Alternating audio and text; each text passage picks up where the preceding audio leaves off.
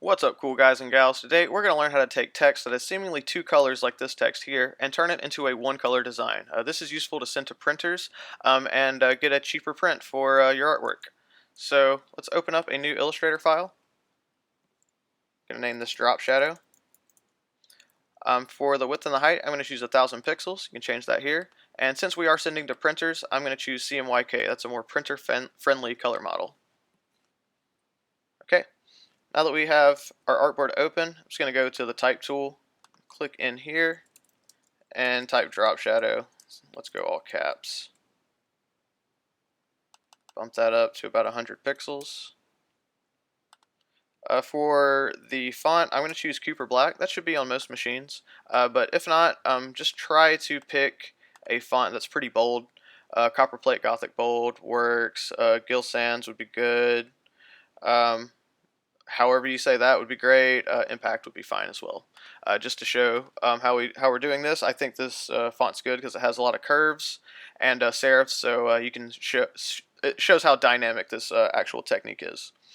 Okay, just going to turn this red for now so I can see it, and I'm going to go to type and create outline. So from here, we're going to kind of destroy the text. It's not a live font anymore. But the reason I do that is because I want to add a stroke on it that's aligned to the outside, and a live font will only put a stroke on the center like this, and that's not what I want. I kind of want to preserve the shape of the original type. So I'm going to choose that. Now I'm going to make a copy of this, so let's go to Edit, Copy, and Paste in Place. So now I should have two, and still I'm going to keep the black stroke on this one as well, but now I'm going to turn the fill on it also black. So yeah, even though I want to keep that red, this is kind of ultimately the design that we want to end up with. If you drag it over now, you can see it's two colors. And yeah, printer will get really mad if you do that, if you want a one color design, because you paid for only one color.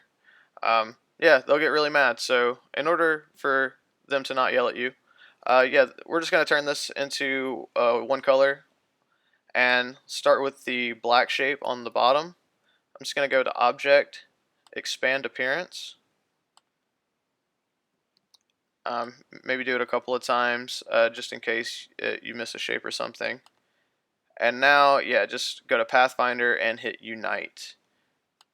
And as you can see, we kind of have this this chunkier shadow shape on the bottom, and we still have the drop shadow text on top. So I do want to keep the white intact. So what I'm going to do is I'm actually just going to create a copy.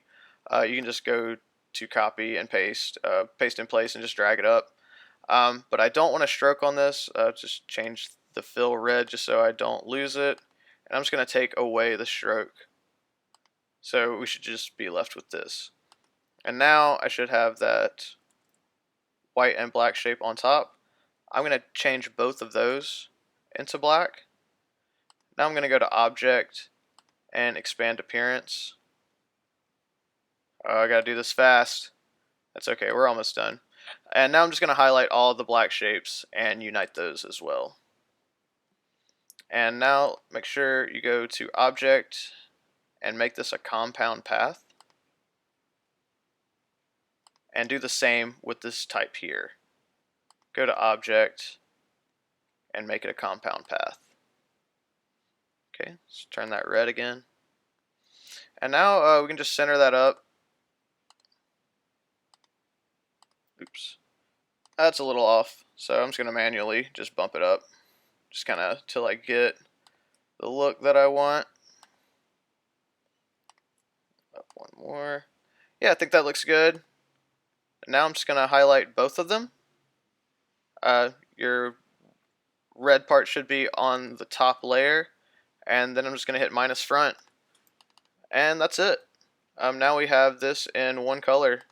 And now we can send it to printers, and they won't hate you. My computer's going to die, so I got to say this. Thanks for watching.